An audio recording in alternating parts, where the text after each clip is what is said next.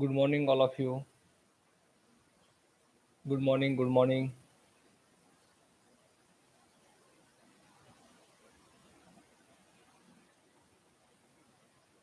आवाज येत आहे का माझा? सगळ्यांना व्यवस्थित क्लिअर?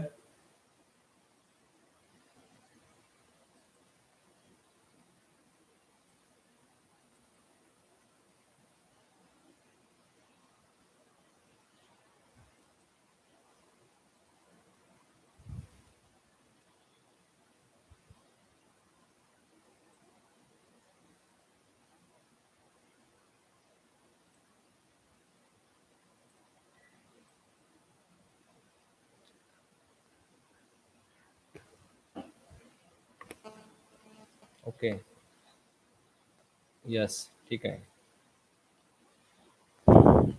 एक 2 मिनिटात आपण स्टार्ट करूया. ओके. की अजून मुलं जॉईन होत आहेत. ओके. तोपर्यंत काल काय आपण बघितलं, आपल्या जे 2-3 दिवस झाला आपण लेक्चर कंडक्ट करतोय, त्याच्यामध्ये आपण काय बघितलं त्याचा आपण एकदा एक ओव्हरव्ह्यू घेऊया. ओके. हां. बरं, मला सांगा बरं, महाराष्ट्राचं फुल कुठलं आहे? स्टेट फ्लॉवर ऑफ महाराष्ट्र, महाराष्ट्राचं राज्य फूल आपण डिस्कस केलेलं आठवते हे? येस, कोण सांगते? बरोबर आन्सर दिलं त्याला आपण प्राइज पण ठेवू. कॉलेज सुरू झालं की ते प्राइज तुम्हाला मिळेल. Yes, state flower of Maharashtra, महाराष्ट्राचं राज्य फूल कोणतं आहे? Hello.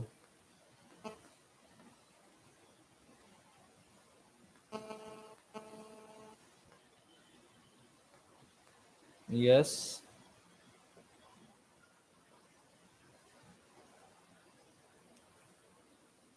तामन. Aniket. Okay, nice, good answer. तर ताहमन. ओके. तर हे ताहमन आहे, त्यालाच आपण त्याचं सायंटिफिक नेम काय आहे? लार्जेस्ट्रोमिया स्पेसिओसा. ओके. आणि ह्याचं जे फुल आहे किंवा ह्याचं जे झाड आहे ताहमनचं, ते ताहमनचं जे झाड आहे ना, ते आपल्या कॉलेजच्या कॅम्पसमध्ये आहे. स्पेसिफिकली मी हे विचारलं का, कारण हे जे झाड आहे, हे जे स्टेट फ्लॉवर आहे, स्टेट किंवा महाराष्ट्राचं राज्य फुल जे ताहमन, हे आपल्या कॅम्पसमध्ये आहे कॉलेजच्या, मॉडर्न कॉलेजच्या. पण तुम्ही अनफॉर्च्युनेटली तुम्ही अजून कॅम्पस पाहिलाच नाहीये, सो ते तुम्हाला नसेल माहीत. येस, त्यालाच आपण जारूळ म्हणतो. मराठीमध्ये जारूळ म्हणतात. ताहमन ते झाडाचं नाव आहे, फुलाला जारूळ पण म्हणतात, आणि इंग्लिशमध्ये लार्जेस्ट्रोमिया स्पेसिओसा. ओके. तर आपण आत्तापर्यंत काय बघितलं? लोकसंख्या वाढ बघितली, त्याच्यामध्ये वेगवेगळ्या संज्ञा बघितल्या, आणि लोकसंख्येमध्ये झालेलं इन्क्रीज कशी झाली लोकसंख्या. ओके. तर ह्याच्यामध्ये एक तुमच्या पुस्तकामध्ये एक ग्राफ आहे की जागतिक लोकसंख्या वाढ, म्हणजे त्या ग्राफमध्ये जवळजवळ 5,000 वर्षापासून ते आत्ता 2,000 वर्षापर्यंत जी वाढ झालेली आहे, तर ती दाखवलेली आहे. इसवी सन पूर्व 5,000 ते इसवी सन नंतर, म्हणजे इसवी सन 2,000 पर्यंत जी लोकसंख्येची वाढ आहे ना, ती दाखवलेली आहे. तर तुम्हाला इथं दिसून येईल की 1,000 म्हणजे इसवी सन पूर्व 1,000 पर्यंत लोकसंख्येची वाढ काय अजिबात, म्हणजे फार कमी झालेली आहे. ओके.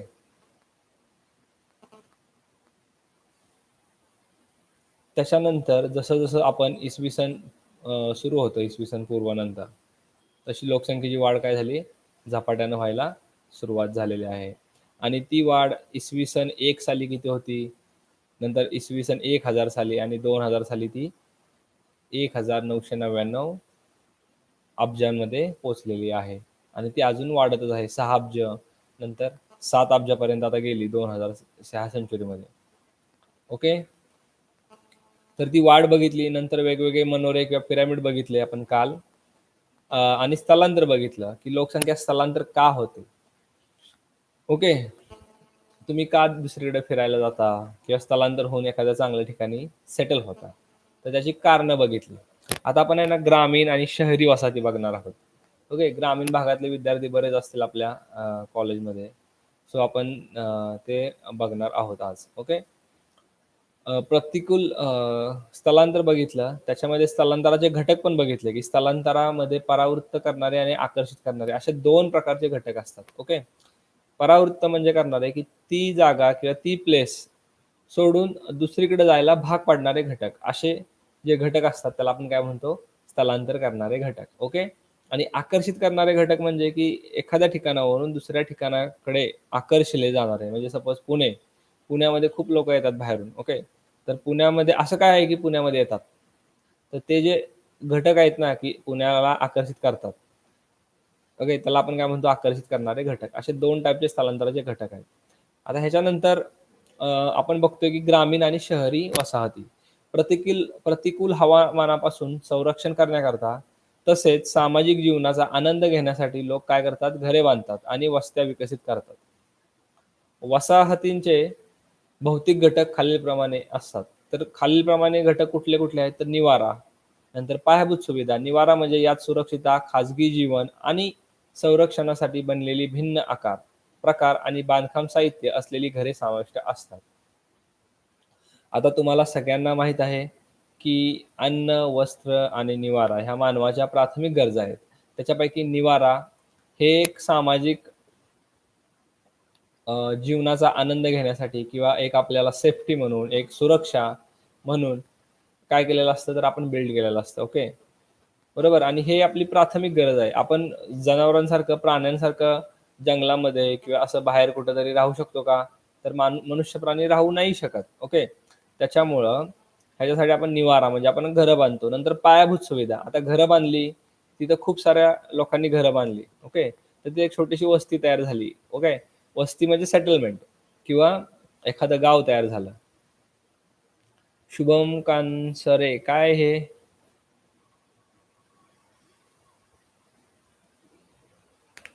ओके. वस्ती झाली तयार आणि आता तिथं मग लोकं राहायला आली. ऑब्व्हियसली त्यांना चांगल्या-चांगल्या सुविधा लागणार आहेत. मग त्यालाच काय तिथं पायाभूत सुविधा डेव्हलप करायची गरज पडते. ओके.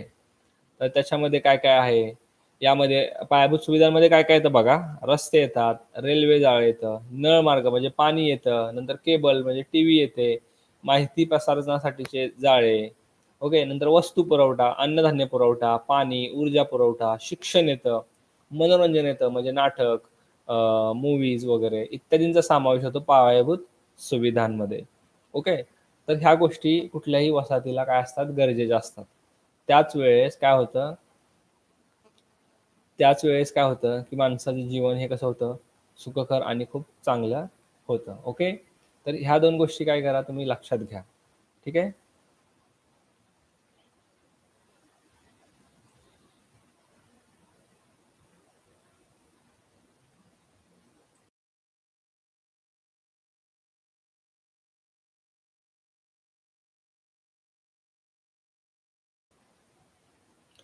हां. आता दुसरं आहे मानवी वसाहतींचे वर्गीकरण. आता मानवी वसाहतींचं वर्गीकरण आहे ना, हे 2 घटकांमध्ये होतं.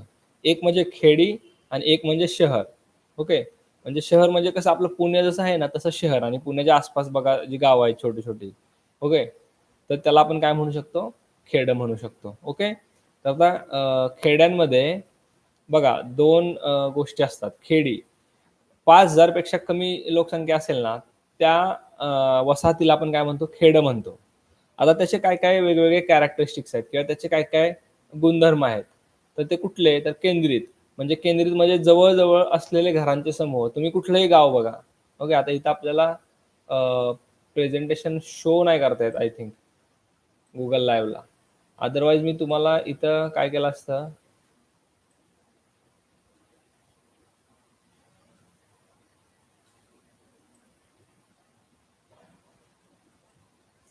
अं, तिथं शो केलं असतं Google Earthवर खेडं कसं असतं ते. ओके. आता इथं एवढं मला जास्त ह्याच्यातलं हे नाहीये. पण ठीक आहे, इट्स ओके.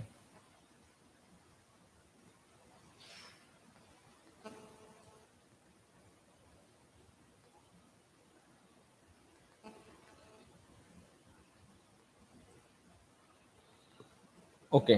ठीक आहे. तर खेडी 5,000 पेक्षा ज्याची लोकसंख्या कमी असते त्याला आपण खेडं म्हणतो. त्याचे काय काय कॅरेक्टरिस्टिक्स आहेत. तर त्याच्या खेड्यांमध्ये घरं कशी असतात? जवळ-जवळ असतात. ओके. काय माहीत आहे? खेडं कसं असतं ते? बरं ठीक आहे, इट्स ओके. पण तरी पण ऐकून घ्या. मी आणखी काही नवीन सांगणार आहे गोष्टी. तर खेड्यांच्या सीमेभोवती असलेली विखुरलेली घरे. ओके. म्हणजे छोट्या-छोट्या वाड्या, वसाहती थोड्याशा खेड्याच्या बाहेर असतात. ओके. आणि वाडी म्हणजे काय? तर लोकसंख्या 50 पेक्षा कमी असणारी एखादी वस्ती. आणि वस्ती म्हणजे एखादी वेगळी वसाहत म्हणजे जे आपण शेताच्या ठिकाणी जाऊन काय करतो? बांधतो ती. आता गाव आता खेडं हे झालं. खेड्यानंतर एक गाव. गाव म्हणून एक घटक असतो. गाव आपण कशाला म्हणू? तर ज्या ठिकाणची लोकसंख्या 5,000 ते 9,999 म्हणजे जवळ-जवळ 1,00,000 पर्यंत आहे. म्हणजे 5,000 ते 1,00,000च्या मध्ये ज्याची लोकसंख्या असेल त्याला आपण गाव म्हणू. आणि शहर म्हणजे काय? तर ज्याची लोकसंख्या 1,00,000पेक्षा कशी आहे? जास्त आहे. त्याला आपण काय म्हणू? शहर म्हणू. शहराचं रूपांतर होतं नगरमध्ये. ओके. शहर जर डेव्हलप होत गेलं, खूप लोकं तिथं आली, खूप सेटलमेंट झालं, की त्याचं रूपांतर होतं नगरमध्ये. नगरचं रूपांतर होतं महानगरमध्ये. ओके. आता ज्या नगराची म्हणजे ज्या शहराची लोकसंख्या 10,00,000 पेक्षा जास्त आहे त्याला आपण नगर म्हणतो. आणि ज्या नगराची लोकसंख्या 1,00,00,000 पेक्षा जास्त आहे त्याला आपण काय म्हणतो? महानगर म्हणतो. म्हणजे जसं आपलं पुणे. ओके. सो पुण्याला आपण महानगर म्हणू शकतो. कारण पुण्याची लोकसंख्या खूप जास्त आहे. ओके. एक क्वेश्चन विचारतो. येस नो मध्ये आन्सर करायचं सगळ्यांनी. ठीक आहे. Which place is better? Village or city? Okay.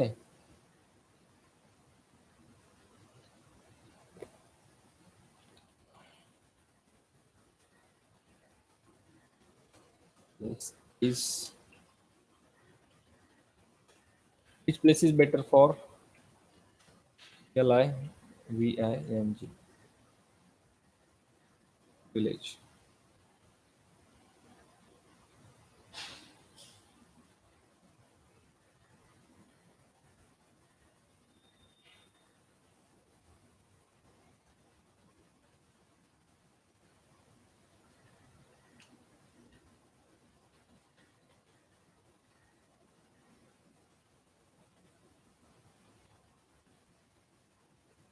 Which place is better for living? Okay.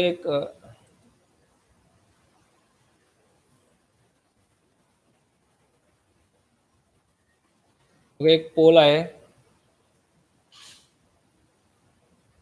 Question विचारलाय तुम्हाला आला असेल तर त्याचा आन्सर करू शकता तुम्ही.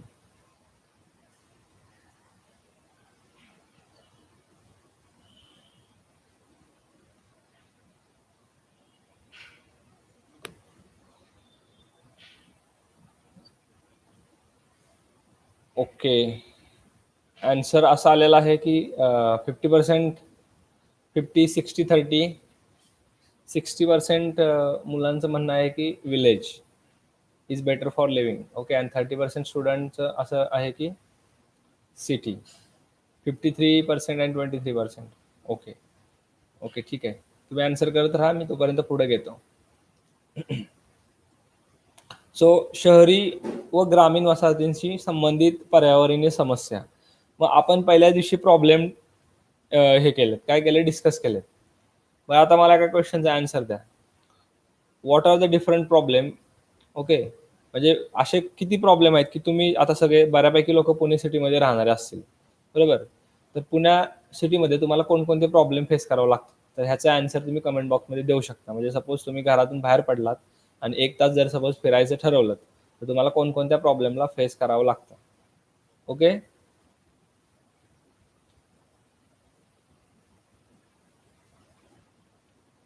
ठीक आहे. असे तुम्ही काय करू शकता? आन्सर करू शकता कमेंट बॉक्समध्ये. तोपर्यंत मी सांगतो. शहरी व ग्रामीण भागाच्या तुलनेत शहरी भागात जास्त पर्यावरणीय समस्या आहेत. म्हणजे शहरामध्ये इन्व्हायरमेंटल इश्यू खूप आहेत. म्हणजे पर्यावरणाच्या समस्या शहरा भागांमध्ये खूप आहेत. ऑब्व्हियसली असणारच, कारण शहरांमध्ये खूप जास्त काय होतं? प्रदूषण होतं, खूप जास्त वाहने असतात, व्हेइकल्स असतात, त्याच्यामुळं ट्रॅफिक होतं, पोल्युशन होतं. ह्या सगळ्या गोष्टी शहरी भागामध्ये दिसून येतात. आता शहरी भागातील पर्यावरणीय समस्या. येस, तुम्ही सांगितल्यात त्या बरोबर आहेत. एअर पोल्युशन, नंतर ट्रॅफिक असेल, ट्रॅफिक पोल्युशन. ओके. येस, बाकीच्यांनी पण आन्सर करावं. एअर पोल्युशन एवढंच फक्त सगळ्यांना माहीत आहे का? वॉटर पोल्युशन आहे, रिव्हर पोल्युशन आहे पुण्यामध्ये. नंतर वेस्ट मॅनेजमेंट प्रॉब्लेम, म्हणजे जो घनकचरा आहे त्याचं मॅनेजमेंट व्यवस्थित होत नाहीये. पुअर्टी आहे, सॅनिटेशनचा प्रॉब्लेम असतो. तर असे सगळे खूप जास्त प्रॉब्लेम काय असतात आपल्या शहरी भागामध्ये असतात. पण आता आपण स्पेसिफिक आपल्या बुकमध्ये जे प्रॉब्लेम दिलेत ते आपण जरा बघूया. Okay. Water problem, drinking water problem, sound hitting. Sound hitting काय असतं हे? साऊंड पोल्युशन म्हणायचे आहे का? नॉईज पोल्युशन बोलायचं आहे का? दादा गामेर कोण आहे हा? दादा कोण आहे हा गामेर? साऊंड हिटिंग नसतं बाळा ते. ते काय असतं? हा, ध्वनी. ध्वनी नाही रे, ध्वनी. अजय, ध्वनी नाही, ध्वनी पोल्युशन असतं ते. आणि साऊंड हिटिंग नाही, साऊंड पोल्युशन किंवा त्याला नॉईज पोल्युशन आपण म्हणू शकतो. Yes, correct. गुड. तर फार छान आन्सर केले सगळ्यांनी. Yes, lots of car, lots of vehicle. Good good. Nice. 48 लोकांचं असं म्हणणं आहे की village is better for living, and 41% लोकांचं म्हणणं आहे की city is better for living. Okay. 50-40 असं त्याचं काय कॉम्बिनेशन आहे. सो मी पोल एक्झिट करतो, आता एंड करतो. ओके. आता भूमी व जैवविविधता ह्याच्याशी रिलेटेड समस्या काय आहेत बघूया शहरी भागात. पीक जमिनीचा नाश, कारण बिल्डिंग बांधल्यानंतर पीक क्षेत्र आहे किंवा जे ॲग्रिकल्चर लँड आहे ते काय होतं, ते कमी होतं. ओके. सो जंगल आणि गवताळ जमिनींचा नाश. जर तुम्ही पुण्याच्या आजूबाजूला जर थोडंसं जर फिरत असाल, म्हणजे जर कात्रज साईडला, नरे साईडला, ओके, ठीक आहे, किंवा मावळ साईडला, किंवा जास्त लांब नको जायला, आपण कात्रजच्या ठिकाणीच जाऊया. तर कात्रजचं जे जंगल आहे कात्रजच्या घाटाला लागून असणारं, तर ते काय केलंय, तर ते घरं बांधण्यासाठी प्लॉटिंग केलंय आणि ते सगळं काय केलंय, त्याचं कटिंग करायचं चालू आहे. तर असा जंगलांचा नाश आणि जमिनीचा आणि गवताळ जमिनीचा, ज्या ठिकाणी वन्य प्राण्यांचा अधिवास आहे त्या ठिकाणचा नाश कसा आहे, सुरू आहे. ओके. तिथं खूप सारं डिस्ट्रक्शन झालंय, खूप सारं मायनिंग झालंय. मायनिंग म्हणजे खोदकाम झालेलं आहे. ओके. आणि ते तसं प्लॉटिंग केलंय घरं बांधण्यासाठी. पण एक गोष्ट सांगतो, जरी तिथं उद्या आपण घरं जरी बांधली तरी ते तेवढे कन्व्हिनियंट राहणार नाहीत, कारण तिथं तुम्हाला इन्व्हायरमेंटल समस्या किंवा पर्यावरणीय प्रॉब्लेम खूप दिसणार. मग कुठून तरी दरडच कोसळते, पावसाचं पाणीच बिल्डिंगमध्ये घुसलं. ओके. कारण हे आपण अवॉइड नाही करू शकत, कारण हे सगळं ते वर्षानुवर्षापासून तिथं जर ज्या गोष्टी चालत आलेल्या आहेत त्या आपण डिस्टर्ब केल्या. ओके. सो पाणथळींचा नाश. पाणथळ म्हणजे ज्या पाणथळ जागा आहेत, म्हणजे जे तळी आहेत किंवा जे तलाव आहेत, त्याचा आपण काय केला, नाश केला, त्याचं पोल्युशन केलं. जर ह्याचा गुड एक्झाम्पल जर बघायचं असेल, तर कधी कोणी जर पाषाण लेकला जर जवळ राहत असेल किंवा पाषाण लेकला जर गेलं, तर तुम्ही त्या ठिकाणी जाऊन त्या पाषाण लेकची जरा अवस्था बघा. ओके. एवढं छान सुंदर लेक होतं, तर त्याच्यामध्ये गटाराचं पाणी किंवा जे घाण पाणी आहे ते सोडून त्याचा पार पूर्ण काय केलेला आहे, नाश केलेला आहे. वन्यजीवांच्या अधिवासाची हानी आणि विभाजन. कात्रजच्या घाटाचं मी एक्झाम्पल दिलं, त्या ठिकाणी खूप सारे वन्यजीव सापडतात. ओके. पण वाढत्या प्रदूषणामुळं आणि वाढत्या इन्फ्रास्ट्रक्चर किंवा डेव्हलपमेंट ॲक्टिव्हिटीमुळं तिथं काय झालंय, वन्यजीवांचं जे म्हणजे जंगली प्राणी आहेत त्यांचा अधिवास काय झालाय, तो त्याला हानी पोचलेली आहे. वन्यजीवांच्या रस्त्यावरील मृत्यूचे वाढते प्रमाण. ओके. हे तर खूप जास्त आपल्याला पाहायला मिळतं. पुण्याच्या मधून आणि पुण्याच्या बाहेरून दोन्ही ठिकाणून 2 हायवे जातात. एक NH4 जातो. ओके. National highway. ठीक आहे. तर जसं आपण पुण्यातून बाहेर पडतो, तसं लोणावळ्याचा जो रस्ता सुरू होतो, लोणावळ्याचा घाट स्पेसिफिकली सुरू होतो. तर त्या ठिकाणी खूप सारं मोठं जंगल आहे आणि त्या जंगलात खूप सारे प्राणी राहतात त्या घाटांमध्ये. तर रस्त्याचा रस्ता क्रॉस करताना, रोड क्रॉस करताना काय होतं, एखादं वाहन त्या प्राण्यांना काय करतं, हिट करतं आणि ते प्राणी काय करतात, मृत्युमुखी पडतात. ओके. तर त्याचं प्रमाण पण काय होते, वाढतंय. पहिला NH4 म्हणजे हा जो मुंबई पुणे महामार्ग आहे, तो होण्याच्या आधी आपल्याला जुन्या पुणे हायवेने जावं लागायचं. तर त्या ठिकाणी खूप जास्त प्राण्यांचे मृत्यू व्हायचे वाहनांच्या धडकेने. मातीची वाढती धूप, म्हणजे सॉइल इरोजन होतंय, मातीची धूप होते. ओके. आता 2 आहे मानवी आरोग्य आणि शहरांचे सौंदर्य ह्याच्यावर झालेले परिणाम. हे तुम्ही मला सांगितलेलं आहे. दूषित पिण्याचे पाणी, दूषित हवा, पर्यावरणीय प्रदूषण, वाहतूक कोंडी म्हणजे ट्रॅफिक आणि कचऱ्यामुळे होणारे शहरांचे विद्रुपीकरण, हे सगळं तुम्हीच मला सांगितलेलं आहे कमेंट बॉक्समध्ये. ओके. तर एवढे सगळे प्रॉब्लेम्स काय आहेत, तर आपल्याला काय करावं लागतात, फेस करावे लागतात. येस. हां, आंबेगाव असेल, ठीक आहे. त्याच्यानंतर पाणी, पृष्ठीय पाणी वाहून नेण्याच्या जाण्याच्या प्रक्रियेमध्ये वाढ. पृष्ठीय पाणी म्हणजे पाऊस पडल्यानंतर, इंग्लिशला काय झालं? पाऊस पडल्यानंतर, बरं का, सरफेस वॉटर. आपली मराठी मीडियमची बॅच आहे ना ही, का इंग्लिश मीडियमची आहे? ओके, ठीक आहे. पृष्ठीय पाणी म्हणजे काय, मी दोन्ही बोथ मध्ये एक्सप्लेन करतो. Okay, it's okay. पृष्ठीय पाणी म्हणजे जे सरफेस वॉटर आहे, okay, the surface water, rainfall झाल्यानंतर म्हणजे पाऊस पडल्यानंतर जे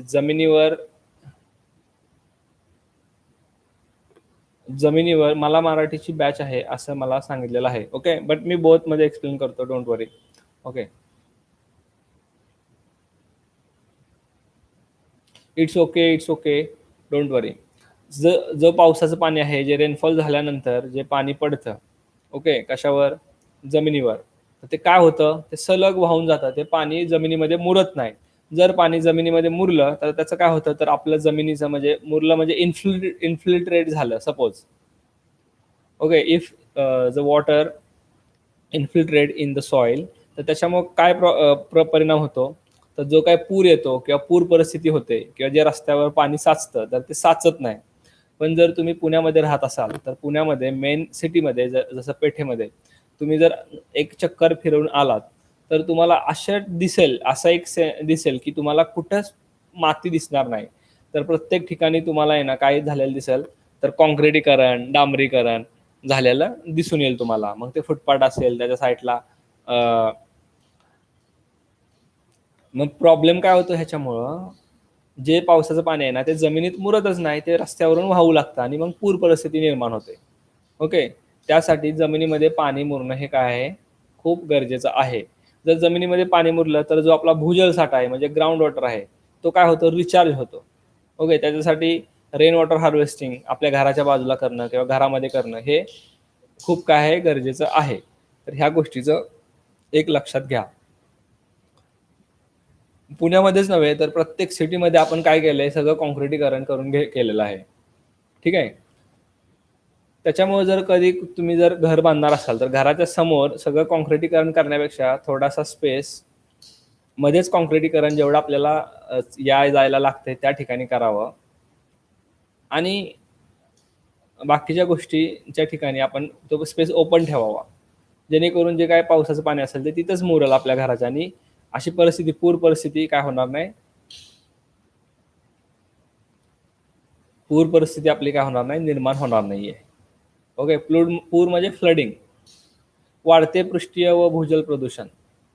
पृष्ठीय म्हणजे सरफेस आणि भूगर्भीय म्हणजे ग्राउंड वॉटर पाण्याचा संकलनात घट.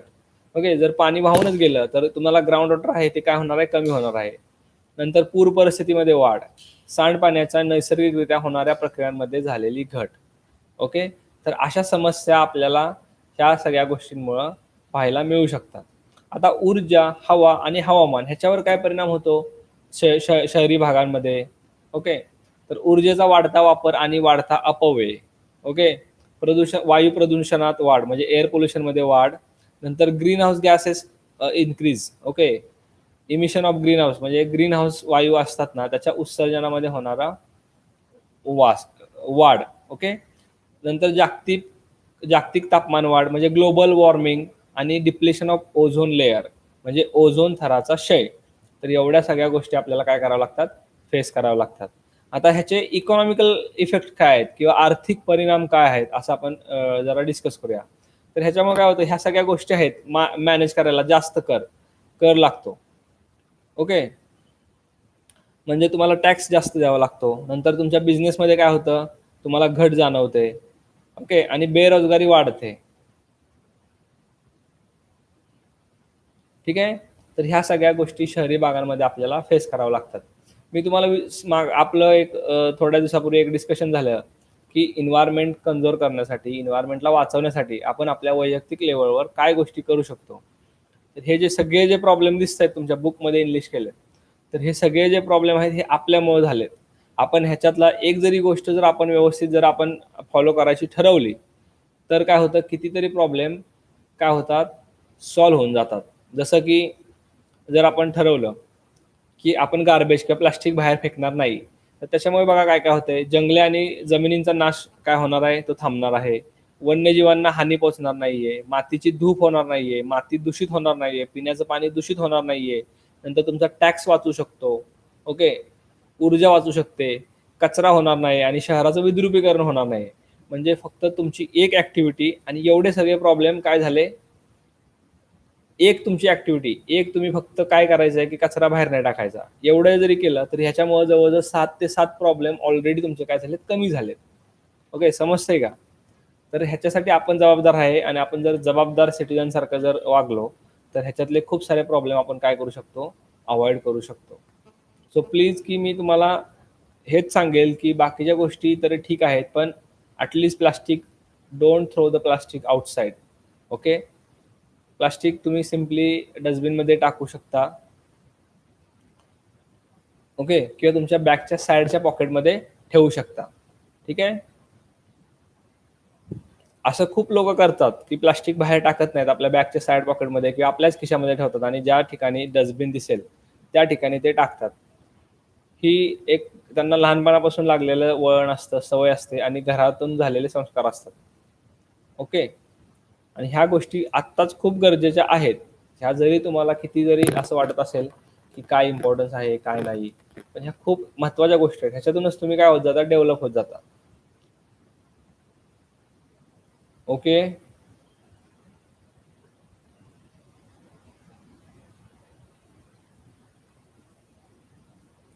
ओके. आता ग्रामीण पर्यावरणीय समस्या. आता शहरी भागाच्या तुलनेत ग्रामीण भागामध्ये पर्यावरणाच्या समस्या कशा असतात? तर कमी असतात. तर काय-काय समस्या आहेत आपण बघूया.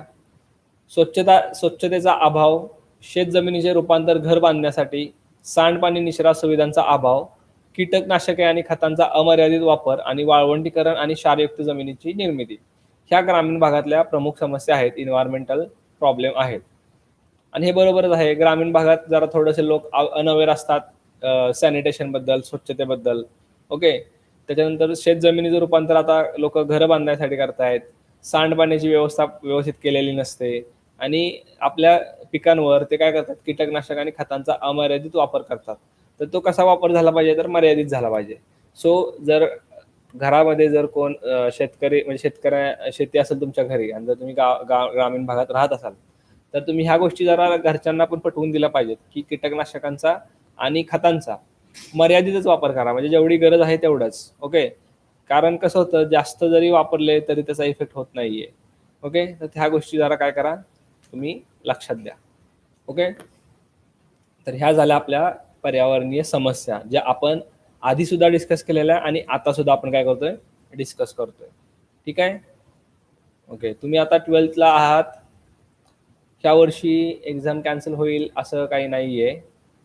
सो मी तुम्हाला परत एकदा सांगतो, की ह्या वर्षी जसं लाईटली म्हणजे मुलं पास झाली, तसं तुम्ही व्हाल, तुमचं एवढं नशीब असेल, ह्याची गॅरंटी काही नाहीये. So just try to study hard. Okay. And study not for only exam. Okay.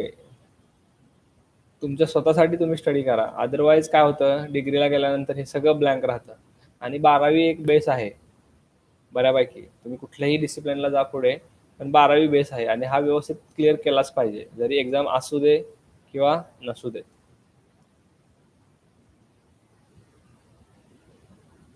आता स्थानिक ज्ञान, स्थानिक समुदाय आणि परंपरा.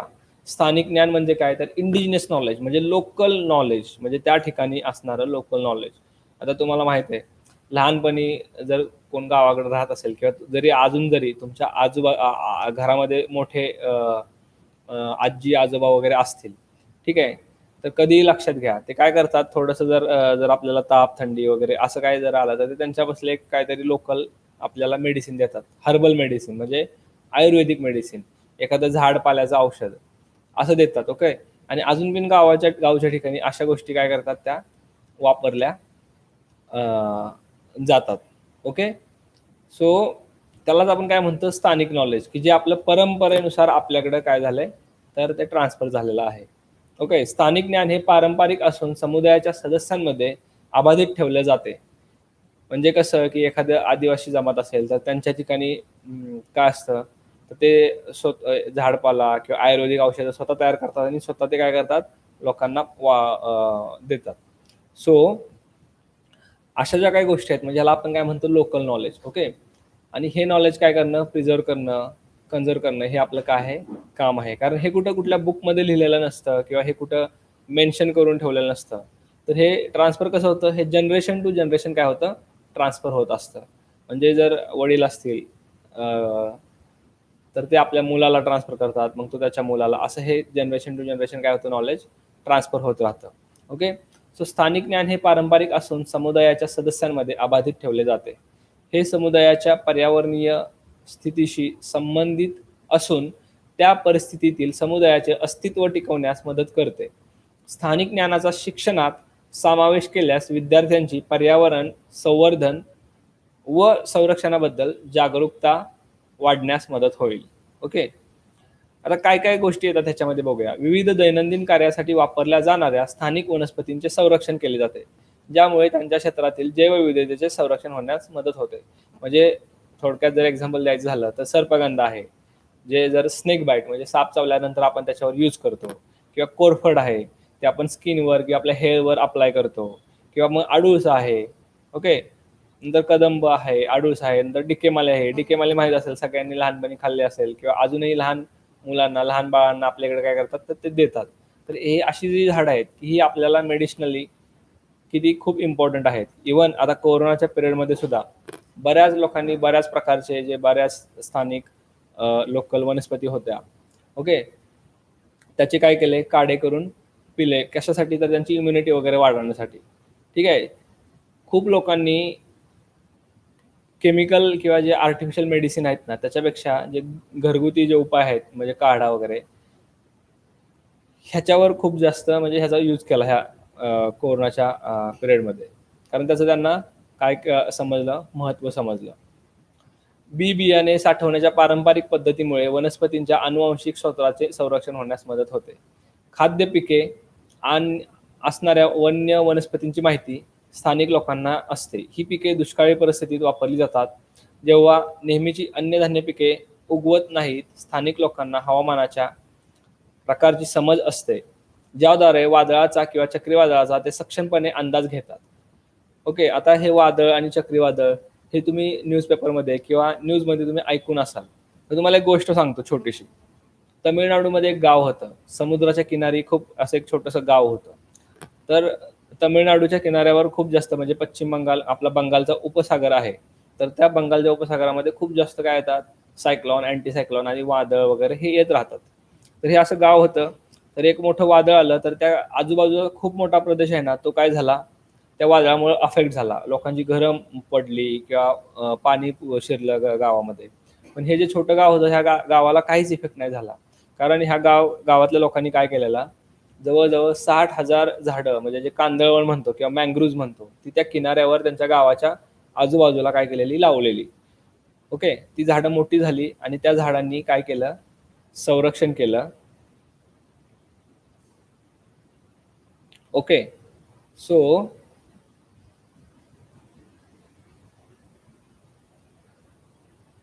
सो प्लांटेशन केल्यामुळं काय झालं, त्या झाडांमुळं त्या गावचं काय झालं, संरक्षण झालं. सो आपल्याला ह्या असा फायदा होतो कशाचा, तर ह्या लोकल नॉलेज आणि नैसर्गिक साधनसंपत्तीचा किंवा जंगल आणि प्लांटेशनचा. शाश्वत नैसर्गिक साधनसंपत्तीचे व्यवस्थापन हे मानवी समुदायाच्या व स्थानिक संस्कृतीच्या श्रद्धा व वर्तनावर अवलंबून आहे. अनादी कालापासून आदिवासी लोक हे भारतातच नव्हे तर जगाच्या इतर भागातही विशिष्ट सांस्कृतिकरित्या ओळखले जातात. ते निसर्गाच्या अगदी जवळ असतात आणि त्यांना प्राणी आणि वनस्पतींबद्दल माहिती असते. संपूर्ण भारतातील आदिवासींमध्ये विविध वनस्पती व प्राण्यांचे धार्मिक तसेच औषधी व आर्थिक महत्त्व आहे. ओके. आता आदिवासी आणि त्यांचं जे नॉलेज आहे, जे लोकल नॉलेज आहे, ह्याच्याबद्दल आपल्याला बघायचं आहे. पण आपण हा जो टॉपिक आहे हा आपण उद्या बघू. ओके, ठीक आहे. आणखी आपल्याकडे आय थिंक एक लेक्चर असेल आज, फ्रायडे. ठीक आहे, उद्यापर्यंत आपल्याला काय होईल तर हे बऱ्यापैकी आपण चॅप्टर उद्या कंप्लीट करू. आपल्याला वेळ नाही मिळाला त्यामुळे आपला थोडासा चॅप्टर पाठी राहिलाय, आणि इट्स ओके. ठीक आहे, आणि थँक्यू सो मच सगळ्यांचं for attending the session. Have a good day, take care. सगळ्यांना शुभेच्छा.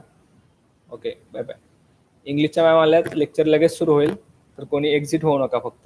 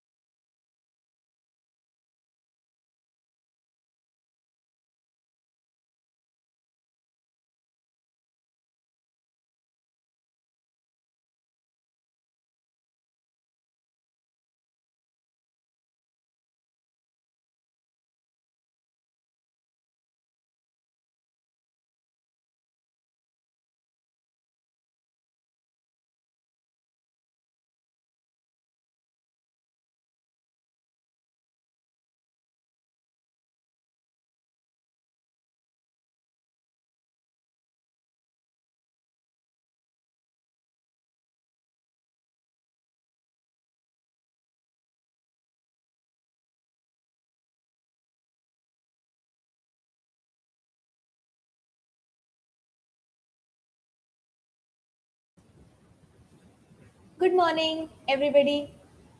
Good morning. How is everybody doing? Good morning. Can everybody hear me properly?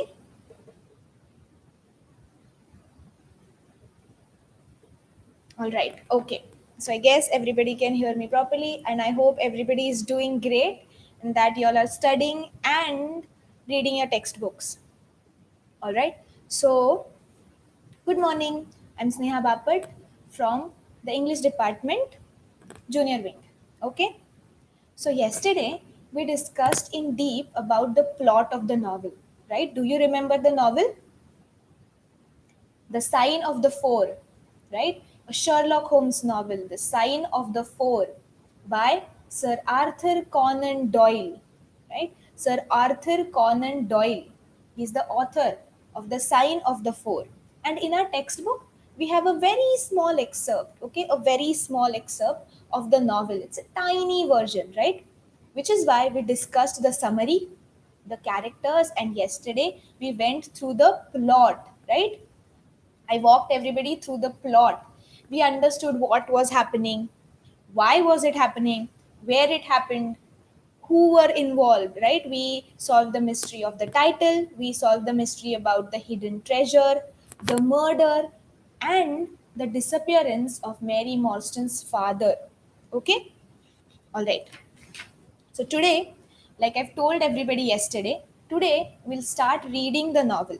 Okay? All right, the lesson. So I want everybody to open their textbooks and have a pencil in their hand, okay? So that you can mark out the important bits. All right. Please open your textbooks to page number 209. Page number 209, The Sign of Four by Sir Arthur Conan Doyle. All right? Okay. So let's begin. The Sign of Four, Chapter 2, The Statement of the Case. All right? So, as I'm reading, please read along with me so that it'll be easier. All of us will be literally on the same page. Okay? All right. So, let's begin. The statement of the case. Miss Morstan entered the room with a firm step and an outward composure of manner. She was a young lady, small, dainty, well gloved, and dressed in the most perfect taste. There was, however, a plainness and simplicity about her, which bore with it a suggestion of limited means. The dress was a somber greyish beige, untrimmed and unbraided, and she wore a small turban of the same dull hue, relieved only by a suspicion of a white feather in the side. Right? So now, remember we discussed how the author is very straightforward yet descriptive when it comes to his characters. So now we have a nice and firm description about Mary Morstan, right? She is one of the major characters. Do you remember Mary Morstan? She is the one who brings the case to Sherlock Holmes. She has the case, a mysterious one. So now the author has described Mary for us, right? The narrator has described Mary for us. Do you remember who the narrator of these stories are? Who is the one who's telling us the story, who's narrating us the story of this novel? Do you remember the narrator of the Sherlock Holmes novels? It is Dr. John Watson. Dr. John Watson, Sherlock Holmes's friend, right? Yes, Dr. John Watson now is narrating. He's the one who's describing Miss Mary Morstan for us. Okay, to us. All right? Okay. So now Mary Morstan enters the room with a firm step. Okay, she is firm and she is very composed. She's calm, she's composed, and she's a young lady, he says. Now he's describing how she looks, what is she wearing. So he says she's a young lady, small and dainty, right? थोडीशी बारीक, अशी छोटी, म्हणजे तिची height कमी आहे, थोडीशी अशी बारीक आहे आणि ती वयाने लहान आहे, young lady, well gloved and dressed in the most perfect taste. So she is well dressed, she is well gloved, gloves घातलेले तिने हातात आणि तिचा ड्रेस पण जो ड्रेस तिने घातलाय, the British kind of a dress, it's a long dress, right? You must have seen it in movies, especially old movies, period movies. So she's wearing a very perfect dress like that, right? Very tasteful. It's not flaky. And then he says, there was, however, a plainness and simplicity. So her dress, right, it was perfect. She was perfectly dressed, but it was very simple. Her dress was very simple. There wasn't any, there wasn't any decoration or something like that, which meant that she did not have a lot of money. She wore plain clothes, somber clothes, serious, grayish beige, right? She wore simple clothes because she was a woman of limited means. All right? Now, and she wore a turban, a small turban, those hats, the bonnet kind of things that English ladies used to wear in the past. So she's wearing a turban and it has a small white feather on the side, okay, a small white feather. Now, her face had neither regularity of feature nor beauty of complexion, but her expression was sweet and amiable, and her large blue eyes were singularly spiritual and sympathetic. Now he's describing her face, okay? That her face, he says, it's not pretty. Okay, he's saying that it is not as if she's very beautiful to look at, but she's striking. She's very striking and she's sweet and amiable. What is amiable? Friendly. She is very friendly. Please underline amiable so that you can write. Amiable means friendly. John Watson आपल्याला सांगतोय की ती जरी सुंदर नसली, मेरी मॉर्स्टन ही जरी सुंदर नसली तरी देखणी आहे. सुंदर एकदम अशी म्हणता येणार नाही, पण ती देखणी आहे आणि ती खूपच फ्रेंडली आहे, मनमिळाऊ आहे, मैत्री करते लगेच लोकांशी, बोलायला छान आहे, गोड आहे, स्वभावाने गोड आहे. In an experience of women which extends over many nations and 3 separate continents, I have never looked upon a face which gave a clearer promise of a refined and sensitive nature. I could not but observe that as she took the seat which Sherlock Holmes placed for her, her lips trembled, her hand quivered, and she showed every sign of intense inward agitation. Now, he says that he has been to many nations, right? He has been to a lot of nations and he has spanned over 3 continents, right? He's seen over 3 continents and he's never seen a lady, right, who's as refined or as sensitive as Miss Mary Morstan is, okay? 3 खंड फिरलाय तो, right? John वॉटसननी 3 खंड बघितलेले आहेत, अनेक देश बघितलेले आहेत, पण तरी आतापर्यंत मेरी मॉर्स्टन सारखी मनमिळाऊ, स्वभावाने नाजूक अशी बाई त्याने कुठेच बघितलेली नाही. And as he sees that she takes a seat in front of Sherlock Holmes, right? She takes a seat in front of Sherlock Holmes. He sees that she is tense. थोडीशी nervous झाली आहे ती. हं? का? What gave it away? Her lips are trembling. आपण जेव्हा घाबरलेलो असतो किंवा खूप टेन्शनमध्ये असतो तेव्हा आपले लिप्स जे असतात ते ट्रेम्बल करतात, राईट? दातोट खायला लागतो आपण आणि तिचे हात थरथरत असतात. Her hands are quivering which means shivering. थरथरत असतात तिचे हात आणि ती खूपच अशी नर्वस असते. She does not know what to do. Intense agitation. She is very agitated. She is nervous. Okay. She is jittery. All right. And then now Mary Morstan begins to speak. Okay. I have come to you, Mr. Holmes, she said, because you once enabled my employer, Mrs. Cecil Forrester, to unravel a little domestic complication. She was much impressed by your kindness and skill. Mrs. Cecil Forrester, he repeated thoughtfully. I believe that I was of some slight service to her. The case, however, as I remember it, was a simple one. Right? So she tells him, right, to exchange pleasantries, right? To exchange pleasantries, to break the ice. She's nervous. So she tells him that this particular person, Mrs. Cecil Forrester, told me about you. You helped her solve a case, a domestic case. Okay? You helped her solve that case, which is why I have come to you. She has complimented you a lot and she was very happy with the way you solved the case. But then Sherlock Holmes remembers the case and he says, yes, I do remember the case, but it was not a difficult one. It was a very simple case, he says. Right? But then Mary says, she did not think so. But at least you cannot say the same of mine.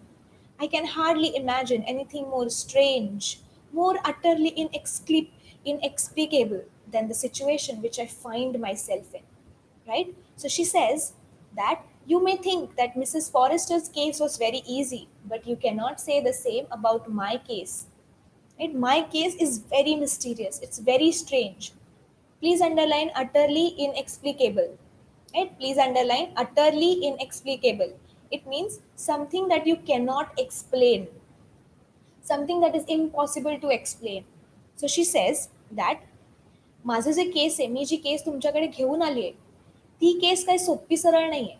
सो अजिबातच नाही. खूपच जास्ती रहस्य आहे त्याच्यात. खूप काहीतरी असं गूढ लपलेलं आहे त्यात आणि ते शोधायला तुम्हाला खूप वेळ लागणार आहे. मला आता तुम्हाला सविस्तरपणे ते सांगता पण येणार नाही. इतकं कठीण माझी जी केस आहे ती इतकी कठीण आहे. Then Sherlock Holmes gets curious, right? Because he's somebody who loves mystery. He loves cases that intrigue him. Intriguing to make somebody curious. So he loves getting curious. He loves cases, right, that are difficult, that are complex. Okay? So then Sherlock Holmes rubbed his hands and his eyes glistened. Underline glistened, it means to shine. His eyes shone. They were sparkling, glistened. So he leaned forward in his chair with an expression of extraordinary concentration upon his face, upon his clear cut, hawk like features. State your case, said he, in brisk business tones. So now Sherlock Holmes is very intrigued. He's very curious. He wants to know what the case is all about, right? He wants to know what this woman is talking about. What can be so mysterious? So then she says, then Watson says, right? See, now this is first person. So the narrator is talking about himself. Watson is talking about himself. So he says, I felt that my position was an embarrassing one. You will, I am sure, excuse me, I said, rising from my chair. To my surprise, the young lady held up her gloved hand to detain me. Detain? Asking somebody to wait, right? Please underline detain. कोणाला तरी थांबायला सांगणं. Detain. Detain करणे. Okay? If your friend, she said, would be good enough to stop, he would be of inestimable service to me. I relapsed into my chair. Right? She did not want him to go. She said, please, Sherlock, she says to Sherlock that please can you ask your friend to stay? It will be a huge favor. Right? वॉटसनला असं वाटतं की आता ती case घेऊन आली आहे म्हणजे तिला थोडीशी प्रायव्हसी हवी असेल. सगळ्यांसमोर केस कशी सांगणार ना. म्हणून तो उठून बिचारा जायला निघतो. पण मग मेरी मॉर्सन म्हणते की प्लीज तुम्ही थांबा, मला तुमच्या समोरच केस सांगायचे, माझे केस हे दोघांना सांगायला आले मी, तर तुम्ही प्लीज बसा. बरोबर आहे, ती खूप मोठी मदत होईल जर तुम्ही पण बसून माझी केस ऐकलीत तर. सो वॉटसन परत खुर्चीवरती बसतो आणि then briefly she continued, the facts are these. My father was an officer in an Indian regiment who sent me home when I was quite a child. My mother was dead, and I had no relative in England. I was placed, however, in a comfortable boarding establishment at Edinburgh, and there I remained until I was 17 years of age. In the year 1878, my father, who was a senior captain of his regiment, obtained 12 months' leave and came home. He telegraphed me from London that he had arrived all safe and directed me to come down at once, giving the Langham Hotel as his address. Okay, so what happened? She starts telling him his story. She says that I did not have a mother growing up. Right, my mother had passed away. So my father was stationed in India. He was posted in India. So he did not take me there. He sent me back. But because I had no relatives, I was sent to a boarding house in Scotland. Okay, Edinburgh is in Scotland. So she was sent to Scotland, right, in a boarding house. And then after a few years, right, she stayed there till she was 17 years old. And then after a few years, in 1878, her father wrote her a letter saying, I have taken a leave of a year, right, 12 months, 1 year, and I've come to London. Please come and meet me, right? It's been such a long time. Let's meet. And then he gives Langham Hotel in London as his address. Okay. सो मग काय होतं, ती स्वतःची story सांगायला लागते. ती सांगते की लहानपणीच तिची आई वारलेली असते आणि तिचे वडील हे भारतात असतात, त्यांची पोस्टिंग भारतात झालेली असते, पण ते तिला काही बरोबर नेत नाही. मग ते तिला एका बोर्डिंग हाऊसमध्ये ठेवतात. बोर्डिंग स्कूल सारखं जे असतं ना तिथे ठेवतात. कुठे? स्कॉटलंडमध्ये, एडिनबरामध्ये. मग ती 17 वर्षाची असेपर्यंत तिथेच राहते. आणि नंतर 1878 तिच्या वडिलांचं तिला एक पत्र येतं आणि तिचे वडील तिला सांगतात की मी 12 महिन्याची रजा काढली आहे आणि आता मी लंडनला आलोय आणि मी लँघम हॉटेलमध्ये राहतोय. तू मला इथे येऊन भेट. किती वर्ष झाले आपण भेटून, तू मला इथे येऊन भेट. And then she lives of course. Then she says his message as I remember was full of kindness and love. On reaching London, I drove to the Langham and was informed that Captain Morstan was staying there. But he had gone out the night before and had not yet returned. I waited all day without news of him. That night, on the advice of the manager of the hotel, I communicated with the police, and next morning we advertised in all of the papers. Okay? So then she says that his letter was full of love and kindness. So she goes there to meet him. And when she reaches there, the hotel staff, right, the manager of the hotel, tells her that the father had gone out the previous night. Major Morstan had gone out the previous night and had not yet returned. So she keeps waiting for him. A whole day passes, but he does not return. So then, what does she do? She goes to the police and later she puts an advertisement in the newspaper, right? Inquiring about him in the newspaper. Papers means the newspaper, okay? मग वडिलांचं पत्र मिळाल्यानंतर तिला भरपूर आनंद झालेला असतो. मग ती येते घाईघाईने लँघम हॉटेल लंडनला पोहोचते आणि हॉटेलमध्ये आल्यानंतर हॉटेलचा स्टाफ जो असतो, हॉटेलचा मॅनेजर, तो तिला सांगतो की तिचे वडील आदल्या रात्रीच कुठेतरी बाहेर गेलेले आणि अजूनपर्यंत आलेले नाही. मग ती दिवसभर वाट बघते पण ते काही परत येतच नाही. मग शेवटी रात्री ती मॅनेजरचा सल्ला घेऊन पोलिसांकडे तक्रार करते की माझे वडील हरवलेले. आणि नंतर त्यानंतरही काही झालं नाही म्हणून मग ती काय करते, आपल्याकडे जो पेपर येतो ना त्या पेपरमध्ये ती एन्क्वायरी करते. त्या पेपरमध्ये ती जाहिरात देते की माझे वडील हरवले, कोणाला दिसलेत का वगैरे. फोटो वगैरे आपण टाकतो की नाही, हरवलेली एखादी व्यक्ती असेल तर तशी ती पण जाहिरात पेपरमध्ये देऊन टाकते. And then our enquiries led to no result. And from that day to this, no word has ever been heard from my unfortunate father. He came home with his heart full of hope to find some peace, some comfort, and instead, she put her hand to her throat and a choking sob cut short the sentence. Right now she's crying. She says that my father was full of hope. He was so happy, and he wanted to come home, be happy, meet me. But now I do not even know where he is. Right, एवढ्या आनंदाने तिचे वडील लंडनला आलेले असतात, आणि नंतर अजूनपर्यंत तर त्यांचा पत्ताच नाही. तिला रडू येतो. Then, the date? Asked Holmes, opening his notebook. He disappeared upon 3rd of December 1878, nearly 10 years ago. His luggage remained at the hotel. There was nothing in it to suggest a clue. Some clothes, some books, and a considerable number of curiosities from the Andaman Islands. He had been one of the officers in charge of the convict guard there. So Holmes now is inquiring, right? He's asking, when did your father disappear? He asks. Then he starts writing it down in his notebook for information, right? Now he's in the investigation mode. So he starts asking her question. So he asks about the date of the disappearance. Please underline the date of the disappearance, all right? That is 3rd of December 1878. And then Sherlock asks about his luggage. Then she says that luggage is in the hotel, right? And there was nothing in it that could, give us some clue. There were some clothes, some books, and a few things that he had brought from Andaman and from the Andaman Islands. And then she says that he was the officer in charge of the convict guard, right? The jail in Andaman, there's a jail in Andaman. He was the convict guard there. He was a guard who took care of the convicts. Convicts, kaidi, underline convicts and write जेलमधले कैदी. Okay, मग Sherlock होम्सला अजून केसची माहिती हवी असते, म्हणून मग तो तिला विचारायला लागतो की तारीख काय आहे, तुमचे वडील गायब झाले त्या दिवशीचे मला तारीख सांगा. मग त्यांचं सामान होतं का हॉटेलमध्ये, त्या सामानमध्ये काय काय होतं. मग ती सांगते की सामानात तर असं काहीच नव्हतं. थोडेफार त्यांचे कपडे होते, काही पुस्तकं होती, आणि त्यांनी अंदमान बेटावरून आणलेल्या काही गोष्टी होत्या. पण मग असं काही इम्पॉर्टंट नव्हतं की ज्यामुळे आपल्याला पत्ता लागेल की नक्की ते गेले कुठे, त्यांच्याबरोबर झालं काय. Right. And then Sherlock asks her, had he any friends in town? Only one that we know of, Major Sholto, of his own regiment, the 34th Bombay Infantry. The major had retired some little time before and lived at Upper Norwood.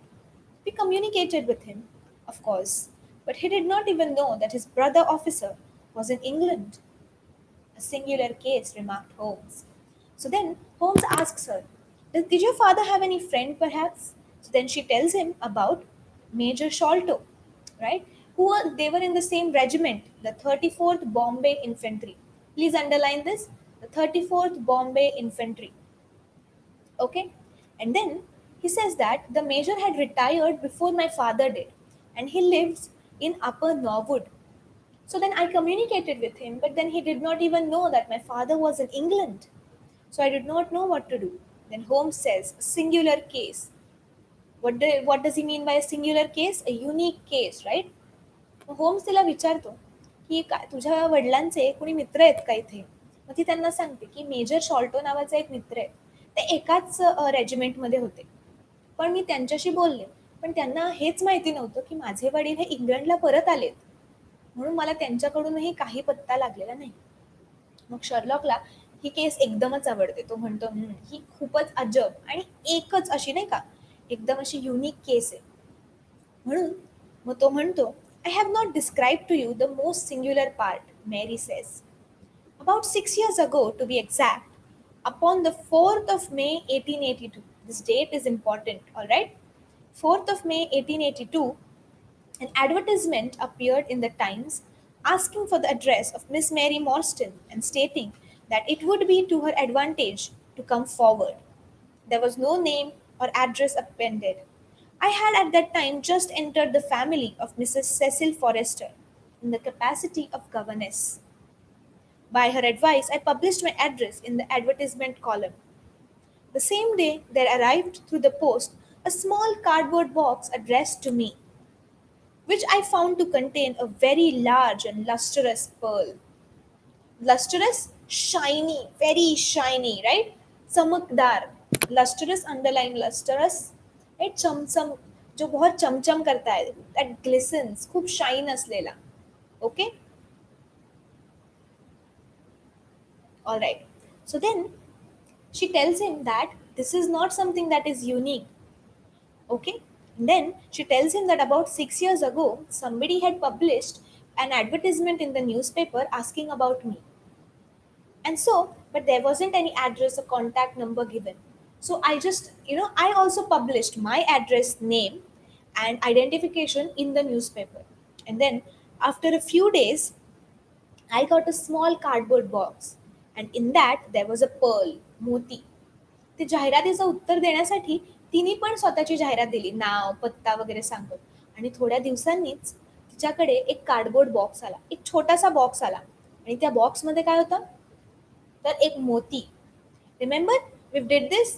We have discussed about the pearl, right? Somebody sent her pearls every year on the same day, right? I am hoping and assuming that everybody is reading the story, reading the lesson with me, right? So that we can read it together. It will be like reading it together so that it will be easier for you to understand the story. Okay, the English here, the words, some of the words used are very difficult because it is old British English. Okay, all right. So please continue reading. We are on page number 210 and we are starting from the first line of the first paragraph on the right side. Okay, all right. Since then, every year upon the same date, there has always appeared a similar box containing a similar pearl without any clue to the sender. Every year there's a pearl, but then there's no address, there's no written address of the sender. They have been pronounced by an expert to be of a rare variety and of considerable value. You can see for yourselves that they are very handsome. She opened the flat box as she spoke and showed me six of the finest pearls that I had ever seen. Right? She says that they are very beautiful. Handsome here means beautiful, right? She says they're very beautiful, and she opens a box and shows it to them. Right? And then Watson says that they were the finest pearls that he has ever seen, right? ती म्हणते एवढे सुंदर मोती आहेत आणि खूप महाग आहेत. म्हणून ती एक डबा उघडते, तर डबा घेऊन आलेली असते ती. तो डबा उघडते आणि ती सांगते की हे बघा, हे मोती आहेत, आणि ते अक्षरशः खरंच सुंदर असतात. And then, the statement is most interesting, said Sherlock Holmes. Has anything else occurred to you? Yes and no, later than today. That is why I have come to you. This morning, I received this letter, which you will perhaps read for yourself. Thank you, said Holmes, right? She says that this morning she has received another interesting letter, but it is different, right? It is something else. It's not a pearl this time, but an actual letter. So she says, so then she wants Sherlock to read the letter, right? ते जे पत्र आलंय ती म्हणते शर्लॉकला की तुम्हीच वाचा. मग Sherlock म्हणतो, thank you. The envelope too, please. Postmarked London, SW date 7. He says, right? He wants to look at the envelope also. He wants to look at the postcard to understand where it is sent from. Then he looks at it, he observes, and then, he says, right? He's found out something, he's observing something. Then he says, man's thumb mark on the corner. Now he's deducing things. Please read it along with me, right? This is the interesting bit. Now he is finding out who wrote this letter. This is Sherlock's deduction skills live for all of you. This is how Sherlock deduces things, right? So then he says, man's thumb mark on the corner. Probably postman. Best quality paper. Envelopes at 6 pence a packet. Particular man in his stationery. No address. Now he's described what has happened. So he says, okay, there's a thumb mark on the paper. Maybe it was left by the postman. The quality of the paper is great, right? चांगल्या क्वालिटीचा paper आहे. म्हणजे हा माणूस नक्की श्रीमंत असणार. त्याला स्वतःची स्टेशनरी ही एकदम नीट नेटकी आणि चांगल्या क्वालिटीचीच लागते. And then he says, okay, envelope 6 pence चा आहे. ठीक आहे. Then he starts reading the letter. Okay, he says, be at the third pillar from the left, outside the Lyceum Theatre tonight at 7 o'clock. If you are distrustful, bring 2 friends. You are a wronged woman and shall have justice. Do not bring police. If you do, all will be in vain. Your unknown friend. Right? This is the letter. So the person in the letter has asked her to come where? Near the third pillar from the left, outside the Lyceum Theatre. And they have asked that if you do not believe me, right? Of course, you're not going to trust me. So bring two friends with you, but do not bring the police, right? Just come yourself by yourself and bring two friends at 7 o'clock, right lyceum थिएटरच्या डाव्या बाजूच्या तिसऱ्या pillar जवळ तिला यायला सांगितलं भेटायला. आणि तिला सांगताय, तो माणूस म्हणतो पत्र लिहिणारा, की मला माहिती आहे तुम्हाला विश्वास नसेलच, पण मग तुमच्याबरोबर खूप मोठा अन्याय झालेला आहे आणि तो अन्याय आता आपल्याला सरळ करायचा आहे. म्हणून तुम्ही 7 वाजता लायसियम थिएटरच्या डाव्या बाजूच्या तिसऱ्या पिलर पाशी मला भेटा. आणि जर तुम्हाला माझ्यावर विश्वास नाहीये तर येताना तुमच्याबरोबर तुमचे 2 मित्र घेऊन या. All right? And then Sherlock says, well, this is a very pretty little mystery. What do you intend to do, Miss Morstan? That is exactly what I want to ask you. Then we shall most certainly go. You and I. And yes, why? Dr. Watson is the very man. Your correspondent says 2 friends. He and I have worked together before. But would he come? She asked, with something appealing in her voice and expression. I should be proud and happy, I said fervently, if I can be of any service. You're both very kind, she answered. I have led a retired life and have no friends whom I could appeal to. If I am here at 6, will it do, I suppose? Right? Then she asks Sherlock. Now Sherlock says that this is a very pretty little mystery, right? I love it, he says. He's intrigued. His interest is piqued, right? खूप एकदम आता त्याला उत्सुकता झालेली आहे केसबद्दल. मग तो तिला विचारतो की what do you want to do now, तुम्हाला काय करायचंय. Then she says whatever you think is right. Then Sherlock says then we'll go meet him and he's asked for 2 people, right? So we'll take Dr. Watson with us because he has helped me in my cases before and he is a reliable person. I trust him. So then she asks Dr. Watson, right? She appeals to him.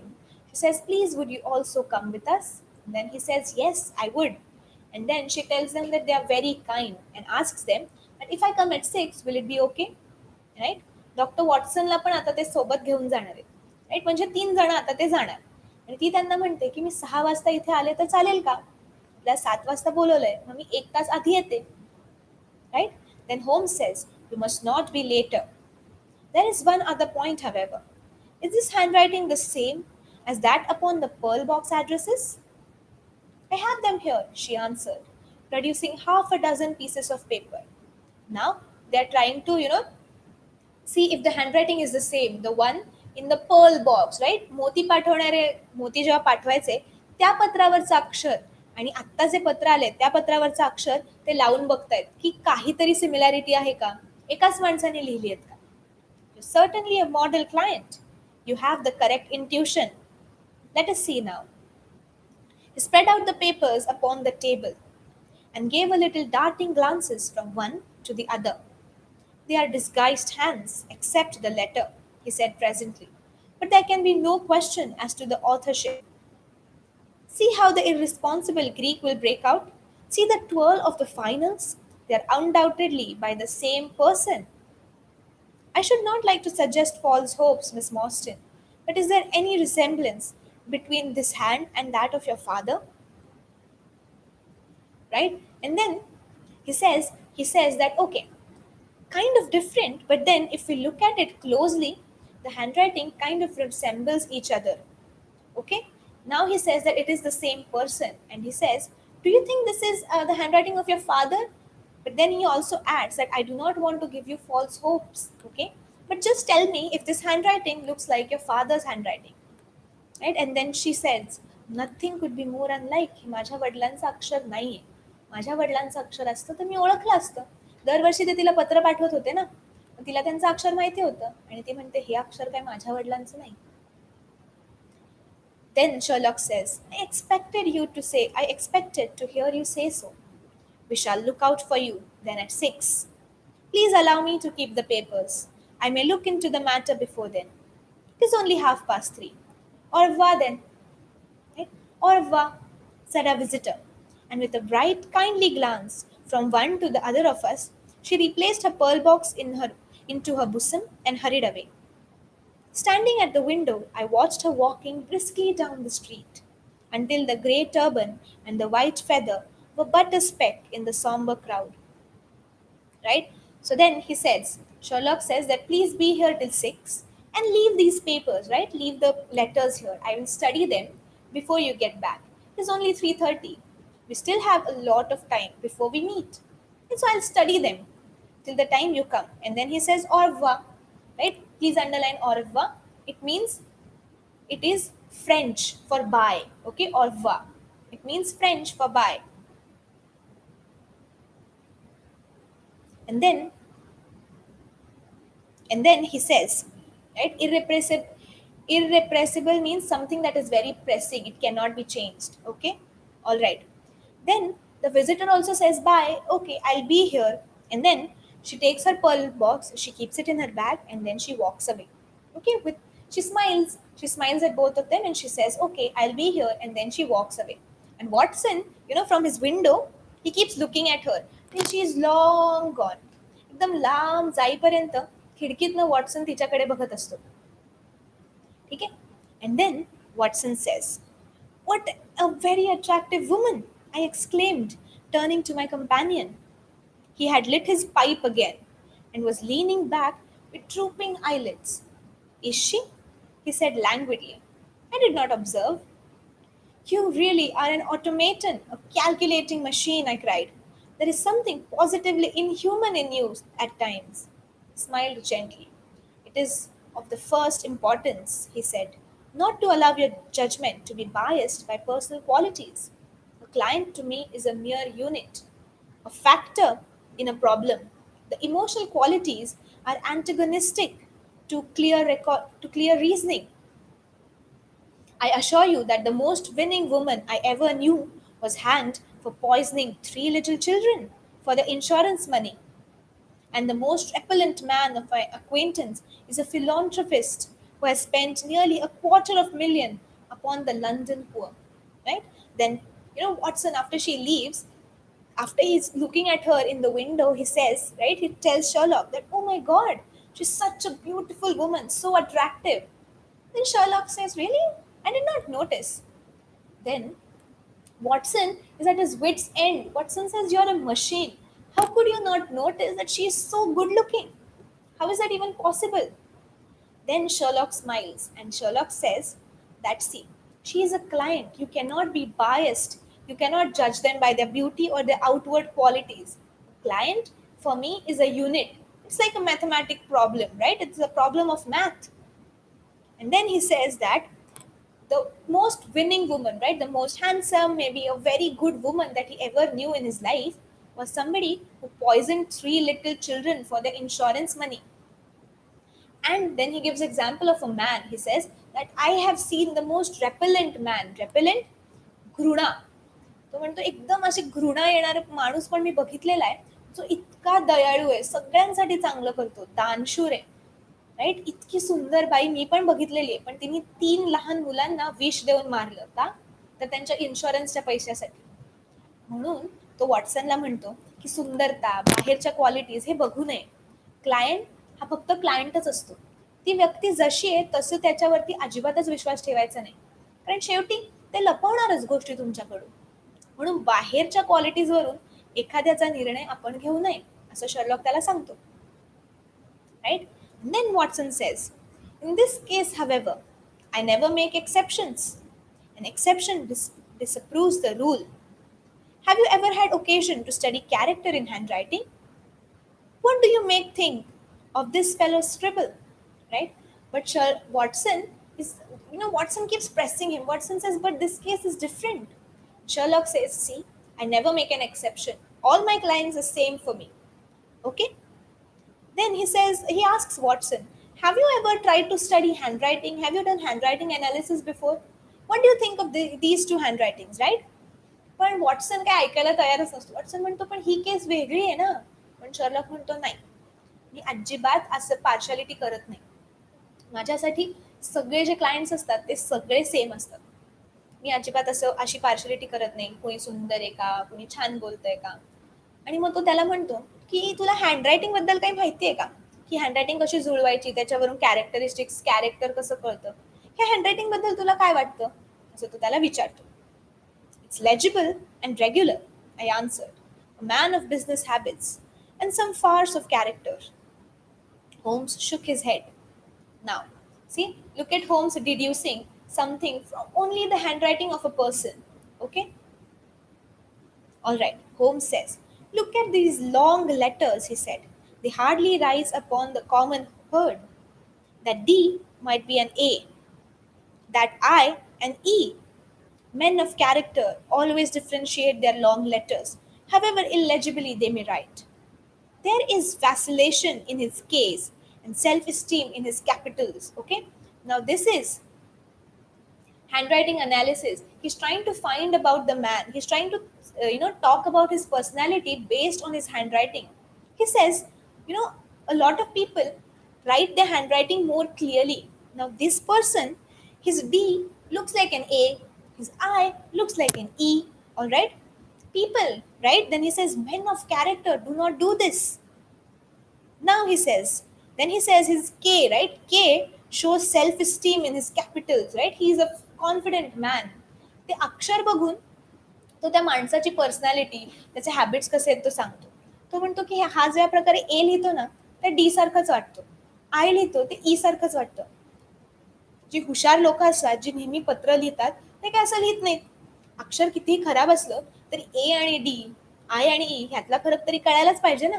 असं छोटं छोटं गोल गोल कोण लिहितं.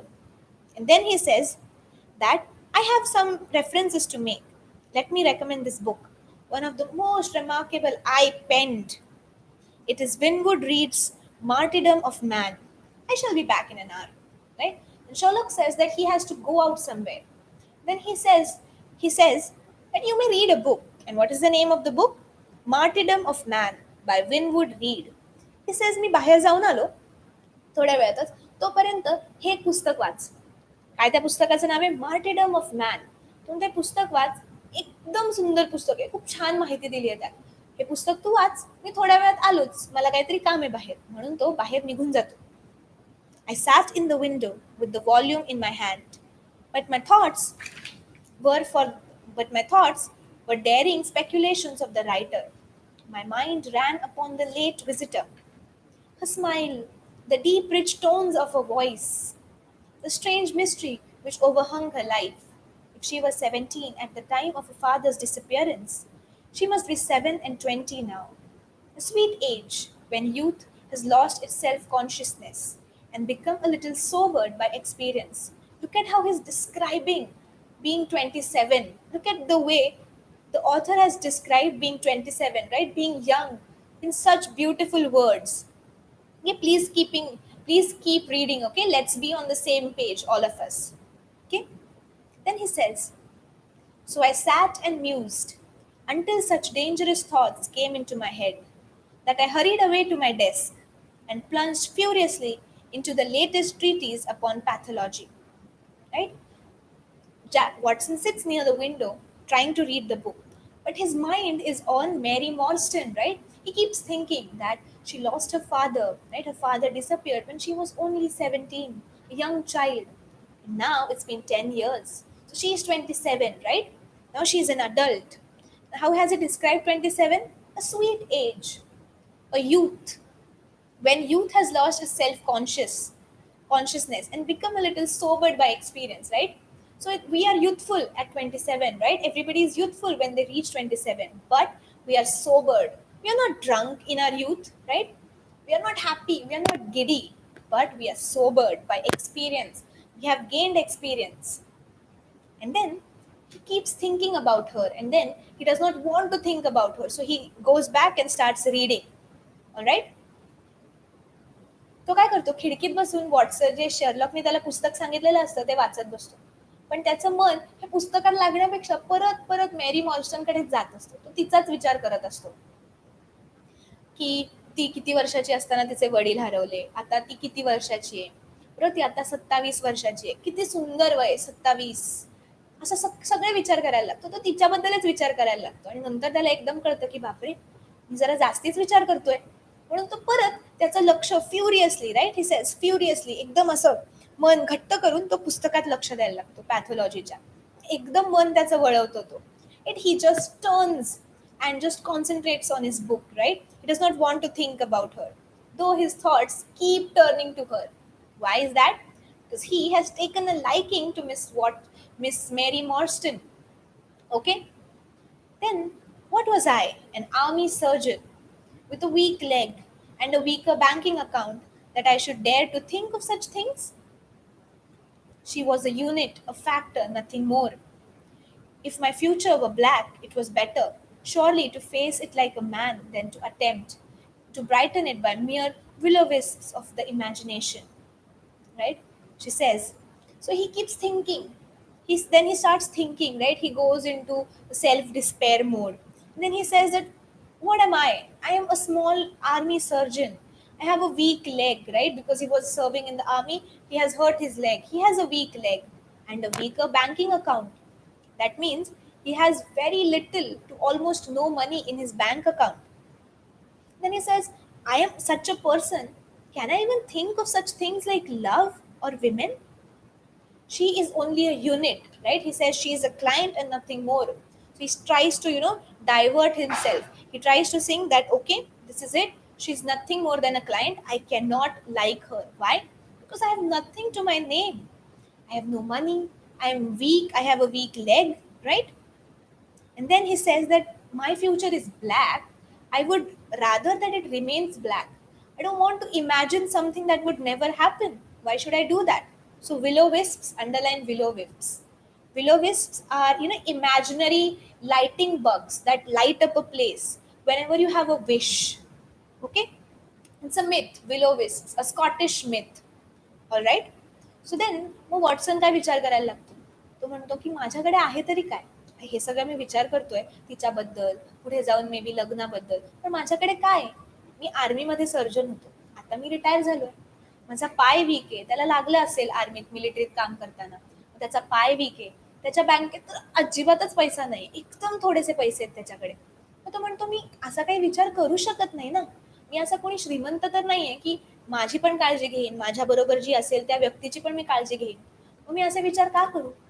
तो म्हणतो माझं भविष्य पूर्ण अंधकारातच आहे, मग मी आत्ता विचार करून असे कशाला, मी हवा महल कशाला बनवू, पुढे काही माझे स्वप्न पूर्ण होणारच नाहीये, मी स्वतःला कशाला त्रास करून देऊ ना. सो तो म्हणतो. Okay, so now we have completed chapter 2 of our lesson, right? Chapter 2 we have read till page number 212, and tomorrow we will start with chapter 3, in quest of a solution. Okay, in quest of a solution. Please make sure that you've underlined and written down the meanings of everything that I've asked you to underline and write the meanings about. Okay, we have been reading this lesson, and this lesson is interesting, very interesting, I must tell you. So please make sure that you open your textbooks and read it along with me. Okay, we'll read it together. Keep underlining, because it is for your own good, for your own future reference. All right, and make sure that you read the textbook, that you read the lesson, and go through the plot analysis once again. Go through the synopsis, read the plot, read the stories, and find out more about the characters. That is the only way that you will understand any lesson, okay? Anything that you ever want to read. All right, and this English is a bit old, right? It's a bit difficult, but not very. If you are reading it together, if you are reading it along with me, we are definitely going to have fun. We'll understand everything, and we'll also mark out the important bits. Okay, all right, so this is it for today. I hope that all of you have a very good day, and that you read, and that you're studying well on time. All right, so have a very nice day. Take care and happy studying, everybody. Bye.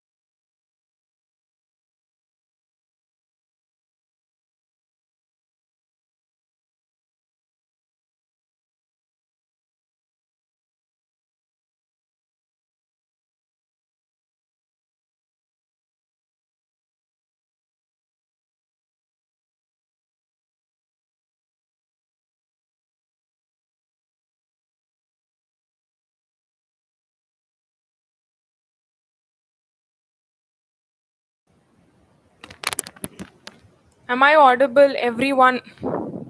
Can you hear me? Good morning. Good morning, everyone. Okay.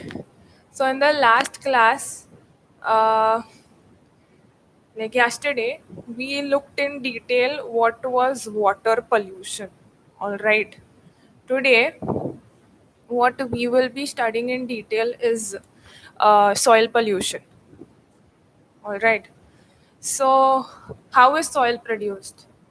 So, soil is produced from the rocks by the process of weathering of the earth's crust. So, what is weathering? Weathering is okay. Weathering is breaking down of your rocks. So, when your rocks break down, it takes hundreds and 150 years for a thin layer of soil to form. Okay, so soil is produced by the rocks from the rocks by the process of weathering from the earth's crust. Now, soil pollution. As I told you that today, when we're going to study soil, uh, when we, am I audible to you all? आवाज येतोय का सर्वांना? Students. Okay. So I told you that today when we are going to discuss about soil pollution, we saw how soil is formed. I told soil is formed by the weathering of the rocks. Now what is weathering? Weathering is breaking down of your rocks. Now when your rocks get broken down into smaller pieces, almost 100 years, 150 years, it takes a very small layer of soil to be formed. Now imagine the soil that is present right now, we should take care of it, and we should utilize it, and you know frequently monitor the soil. So soil pollution nowadays has become a major challenge that we need to overcome to establish a healthy environment. Okay, so soil pollution has become a very major challenge, and soil contamination is either occurring by human activities, or it is soil is getting contaminated because of natural sources. But more of natural sources, soil is getting contaminated because of human activities. Okay, so we are responsible for the soil pollution. Human activities on as a whole, like almost 90% of your soil gets contaminated because of human activities. Now we will see in detail that what are those human activities because of which our soil is getting polluted. All right. So what is soil pollution? So soil pollution is defined as the presence of toxic chemicals or contaminants or pollutants that is present in the soil. So pollutants or toxic chemicals that are present in the soil cause soil pollution. All right. Now, when they are present in higher concentration in the soil, so when this contaminants or this pollutants are present in higher concentration in your soil, and they make your soil they make your soil unfit for use, they they pose a threat uh, to your soil. That is called soil pollution. Or soil pollution is defined as alteration of natural soil due to human activities, is termed as soil pollution. Are you clear with the definition of soil pollution?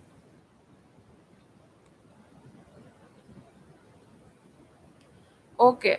So nothing but alteration of your natural soil by some human activities, or the pollutants are getting mixed or contaminants are getting mixed in your soil, and that are possessing a threat, or that are making your soil unfit to use, is called soil pollution. And this is majorly happening because of human activities. Now, there are types of soil pollution. The first type of soil pollution is agriculture soil pollution. All right. Now, agriculture soil pollution takes place because of the presence of insecticides, pesticides that the farmer use to spray on the uh, crops. Then second is by discharge of chemicals or from the mining activities that are vigorously taking place in India. Because of that, your soil gets polluted. Third is improper waste management. We humans have this capability, of dumping, throwing waste anywhere on the land.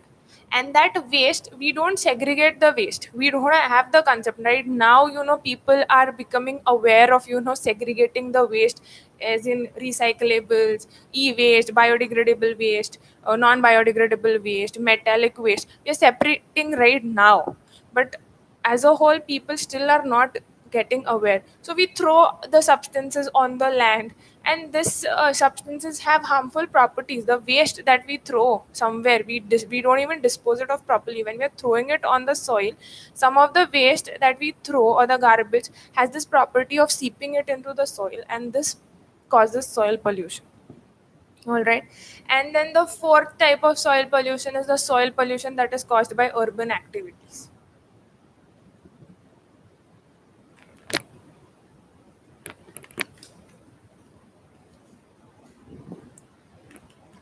Okay, now now since we learned the definition of soil pollution, we learned what is soil, we learned what are the types of soil pollution.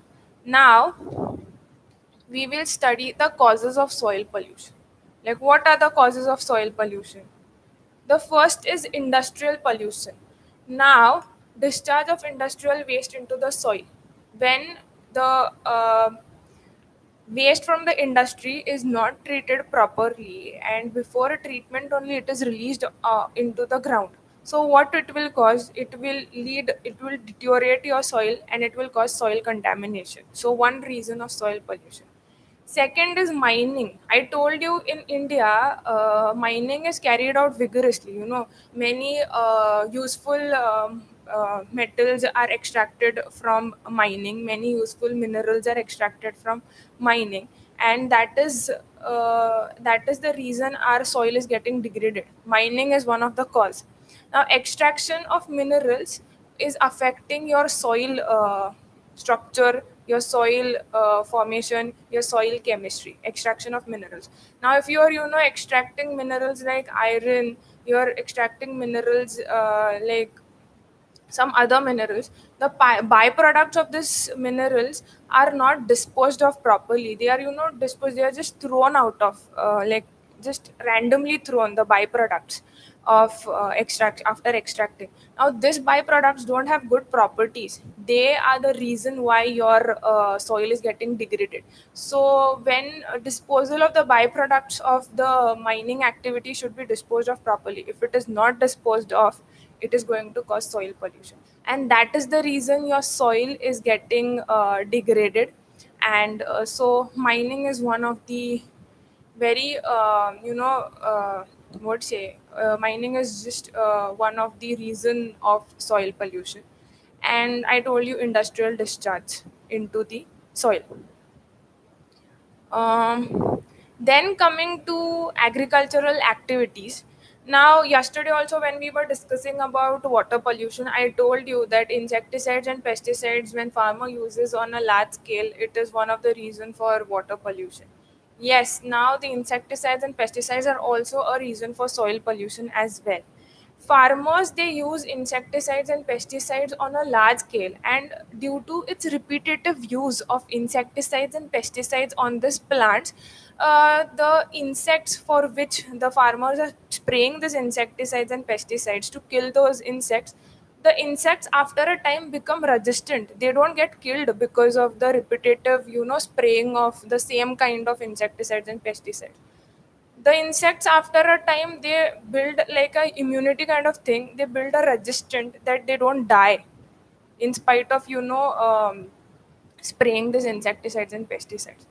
Then what happens is that the insects are not dying, and these insecticides and pesticides are eventually getting seeped into the soil, and then they are degrading the soil quality, soil fertility, soil chemistry, and then they mix up with the soil, they mix up with the water, they pollute your groundwater, and then they pollute your soil. Now when they get absorbed or mixed with the soil, the plants absorb these insecticides and pesticides into the soil, into the plants get absorbed, or even the uh, plants absorb this insecticides and pesticides when they get decomposed. So this is one of the reason of soil pollution. All right, so a farmer should take care that he should look after, if he's using the pesticides and insecticides for plenty of times the same insecticides and pesticides, he should see to it that the insects are dying or not. If they are not dying, he should change that, because eventually what will happen, the insects will grow in number. It won't, that insecticide or pesticide won't affect on that insect, and then eventually that insecticide would mix up with the soil and pollute your soil. So agricultural activities are also one of the major reasons for soil pollution. All right, then comes waste disposal. Now I told you, people aren't aware of people aren't aware of what you say, of segregating their waste. Now the door to door step collection of waste in our cities, now these people are making us aware of at least segregating dry waste and wet waste, and people are now getting aware of wet waste and dry waste. But still we don't know that where do we throw our electric waste, where we throw our tungsten bulbs and everything. We all throw it in the garbage and everything goes to the same thing, but this is not to be done. We should separate out the electronic waste, we should separate out the plastic waste, we should separate out the recyclables, and give it respectively wherever we are supposed to. So, waste disposal is a problem in India. People are not aware of segregation of waste. For example, if electric waste, if it's thrown somewhere on the land, electric waste has lithium in it. Now, lithium will leach into the soil, and it will, deteriorate, or somewhat change the properties of the soil, and the soil will become infertile. Also, human waste, people disposing of the fecal matter, urinating somewhere, that is also causing soil pollution. Even plastics, I told you yesterday, the plastic takes almost almost 100 of years to dispose of in environment. So plastic is also one of the major problem, and plastic also degrades the quality of your soil. Then the fourth cause of soil pollution is acid rain. Now, what is acid rain? So, when you have pollutants in your atmosphere and they mix with the rain, and then that rain falls down on our Earth's surface, that is called as acid rain. Now, because of the water of this acid rain, a lot of essential nutrients that are present in your soil, for example, calcium and all, they are really necessary in the soil. So, all these essential nutrients that are present in the soil, they get dissolved because of this acid rain, and also this acid rain will affect your structures. Your Taj Mahal is getting yellow, is one of the reason of acid rain. All right.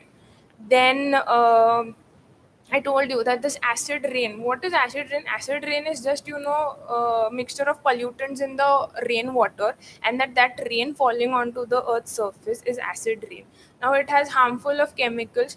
They get mixed with the soil, and all your essential nutrients in the soil get dissolved, and that is the reason this soil becomes unfit, or it becomes an uncultivable soil, and we cannot practice agriculture on such soil. So the fourth cause is acid rain. Then fifth is heavy metals. Now heavy metals like mercury, nickel, these are all heavy metals. Now these metals, when they are present in higher concentration in your soil, uh, they deteriorate the condition of your soil, And since such heavy metals are present in the soil, the plants grow, the plants take up this heavy metals, we eat the plants in the form of vegetables, and that heavy metal enters into our, like, enters into the food chain, enters into our body. And then in like then this tells us that presence of heavy metals in the soil are in higher concentration, are very much toxic to human beings. All right. Then nuclear waste. So presence of nuclear waste in the soil will lead to soil degradation. Soil chemistry will be lost. Degradation of soil, the soil will become infertile. So nuclear waste. And seventh is oil leaks. So oil leaks, if you have tankers that are transporting your oil from one place to another, if on a highway, if an accident of the tanker takes place, the oil gets leaked, and then it will seep into the oil will seep into the nearby lands, that will degrade the quality of your soil, and the soil will become uncultivable. All right. So these were your seven causes of soil pollution. First was industrial pollution based from the industry. Second was agricultural activities. Third was improper waste disposal, improper waste management. Fourth was acid rain. Fifth was presence of heavy metals. Sixth was nuclear waste. And seventh was oil leaks. All right. Is it clear? Are the causes clear of soil pollution?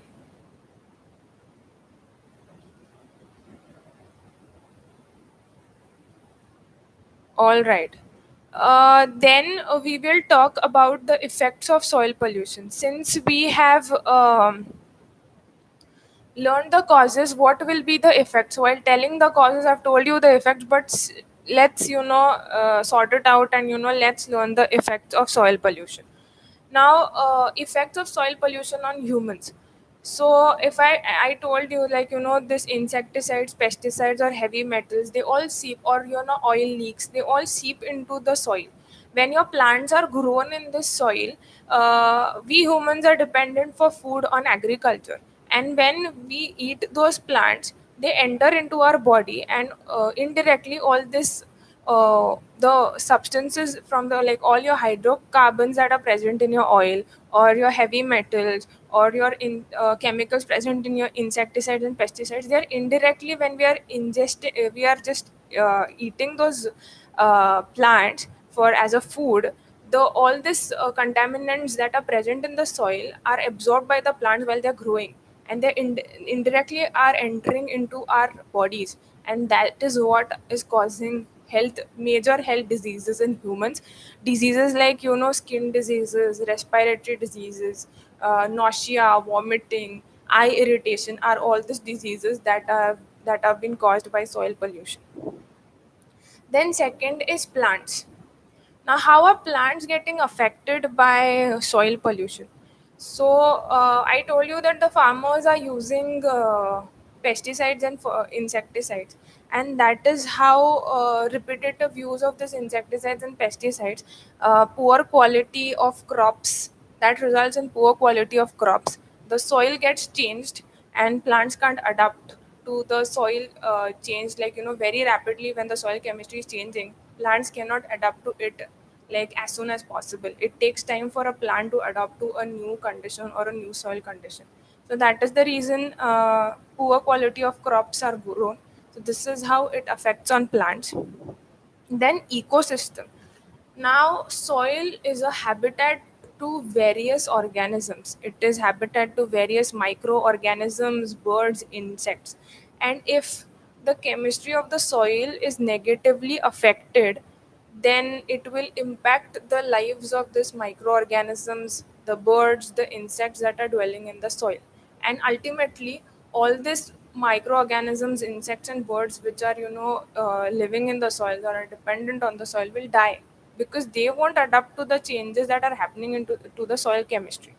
So this is how soil pollution also affects your ecosystem. Clear? Now, what are the mitigation measures that can be practiced, or what are the mitigation measures what are the preventive measures that we can adapt to prevent soil pollution. So the first preventive measure is organic pollution. Sorry, organic farming. So organic farming meaning stop, evit, or eliminate the use of chemical fertilizers and chemical pesticides, and promote the use of vermicomposting, green manure, bacterial cultures. So use these methods to promote the growth of the plant. Use this method to provide nutrients to the plant instead of going or using this chemicals or chemical pesticides. So first is, to prevent soil pollution we should use organic farming. All right. Then second is land rehabilitation. So if a land is barren for years and years, you can start, or you can restore that land. You can start planting trees that are native to that area, that you see around. Native meaning those trees that are growing in that place. So start planting trees in an barren land, so that soil fertility is improved, soil erosion is prevented, and the soil nutrients, they start coming back because of planting of trees. So start land rehabilitation or start land restoration. Okay. Then in villages you have hilly areas around. So you can start making bunds, you can start constructing contours, so that while you construct your bunds, or you start constructing bunds or making bunds, what will happen is, this will prevent, like if there is a region where there's heavy rainfall. So what happens ultimately by heavy rainfall? The soil gets washed off. When the soil, why the soil will get washed off? Because it doesn't have trees there. If you if you plant trees, the soil won't get washed off, because the roots will hold the soil, and that will prevent soil erosion. Second, if you start building bunds or constructing bunds, what will happen is that the soil with the runoff water will not get washed off, and ultimately the bunds will prevent the soil erosion. The bunds will hold the soil, and this will prevent soil erosion. Also, mixed cropping, crop rotation. What farmers do is, they will cultivate the same type of plant all year round. This is wrong. This will lead to soil loss in the fertility of soil. So if for some a period of time, if a farmer does rice cultivation, or he cultivates jowar, in the next lot he should cultivate some other plant instead of again cultivating jowar. So he should practice mixed crop rotation. So the crops, the he should utilize, after every season he should change the crop. He shouldn't plant the same plants. So that is called crop rotation. Because of that, your fertility of soil will be reduced, and because of that you will prevent, like, the fertility of soil will not be lost by practicing crop rotation, and also by practicing crop mixed cropping or multiple cropping, the fertility of soil will remain. All right. So these are some of the methods of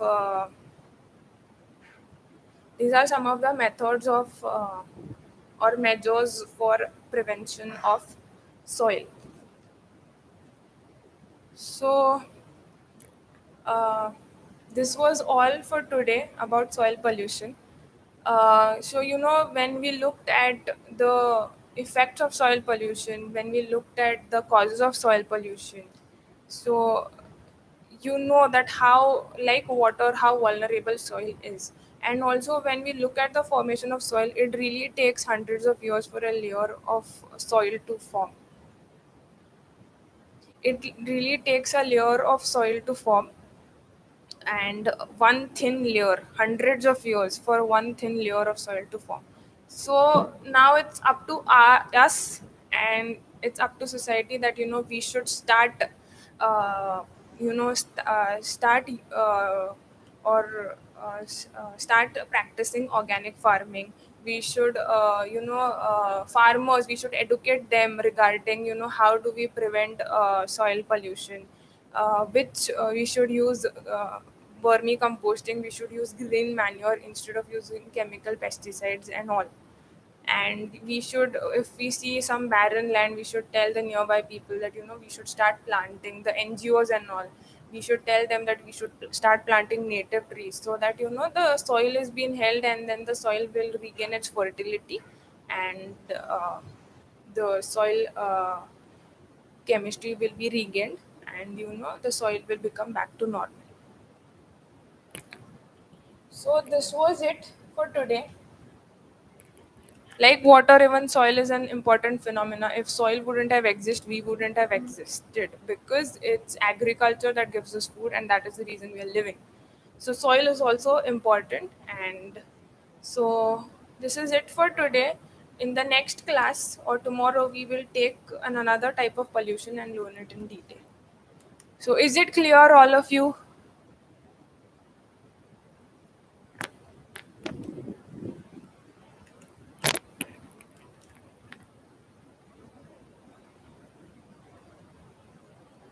Okay, so see you in the next class, that is tomorrow at 10:30.